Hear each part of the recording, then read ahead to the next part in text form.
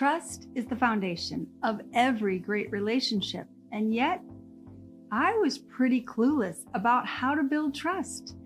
Join me for this episode, and I'll share 3 important things I wish I had known much earlier about trust. Hi, I'm Julia Woods, coach, trainer, and founder of Beautiful Outcome, a coaching company committed to helping couples see and understand each other so you can spend your precious time enjoying life together.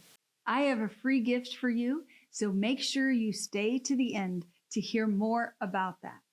The first thing I wish I understood about trust is built one conversation at a time. For years, I believed I was just supposed to trust my husband because he was my husband. But what I learned is that was actually blind and naive trust. Reality is we are humans and we can betray each other at any time. So rather than blind or naive trust, there's authentic trust. And authentic trust is built by being present one moment at a time with what is happening. Having open and honest conversations allows us to see who's there and discover what is needed to move forward in trust. Rather than trust being assumed, it's actually built one conversation at a time.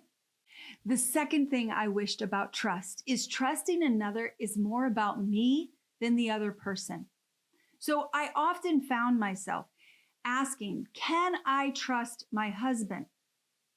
Rather than asking, what do I need to trust my husband? That is a small but significant difference, because can I trust my husband puts all the power on him. When I look at what I need to trust my husband, all of a sudden I now have power and I have responsibility for me. Now, it isn't that I don't need him to do certain things, but if he is going to do those things, what do I need in order to trust? There was a season in our life where my husband helped me understand that he was addicted to porn. And that was a hard season because I didn't know.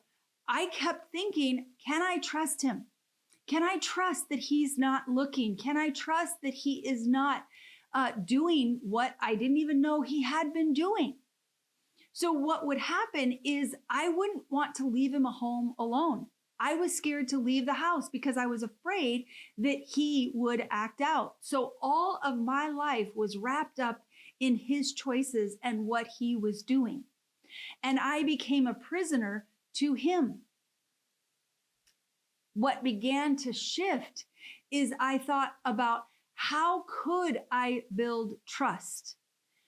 And what that began to open up was the opportunity to learn more about what was happening for him when he was alone, asking him what he needed, discovering for myself what would I need in order to trust and believe what he was saying when he would tell me that happened or it didn't happen. So rather than putting these confinements and trapping him into a situation where the moment I'm not there, the chances of it happening are vital or realistic, versus learning what I need to trust him and what he needs to trust himself, now all of a sudden we have a growing power in self-control, a growing opportunity in self-control.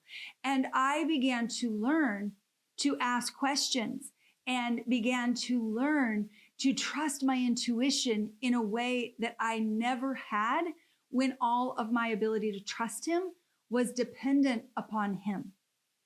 The third thing I wish I'd understood is trust is not either or, it's and with. It wasn't about whether I trusted my husband or didn't trust my husband, or he didn't trust me or did trust me. The truth is, there are certain things that I 100% trust him, and there's other things that I don't as much. So the beautiful thing about discovering trust is more like, what areas am I struggling to trust and how come? by realizing that trust is more and with. It isn't all one black or white thing. It's a very big, massive thing that has different pieces to it.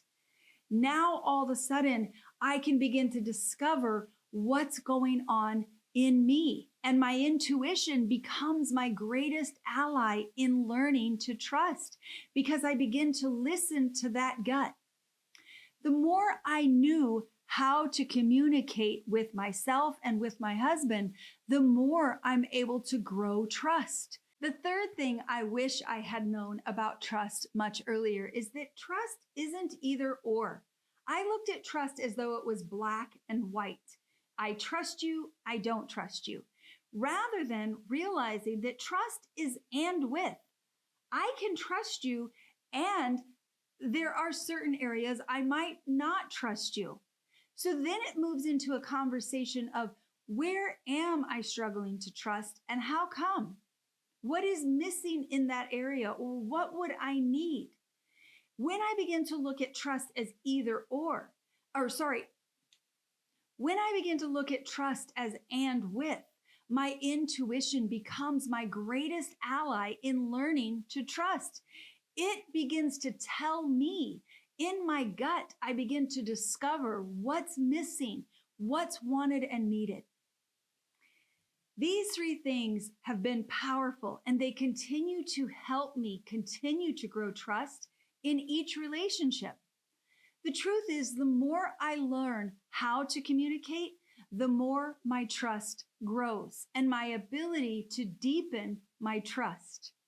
These three things have vitally transformed my ability to grow trust one conversation at a time. And the more I know how to communicate, the more trust I'm able to grow. That brings me to the free gift I have to offer you. And that is going to help you begin to learn new ways of communicating, to begin to navigate these conversations of trust. You can get your free gift by looking in the description below this video and clicking on the free gift link.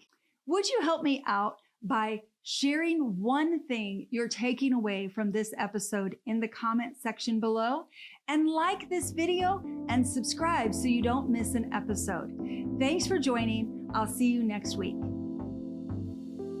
Hey, hon.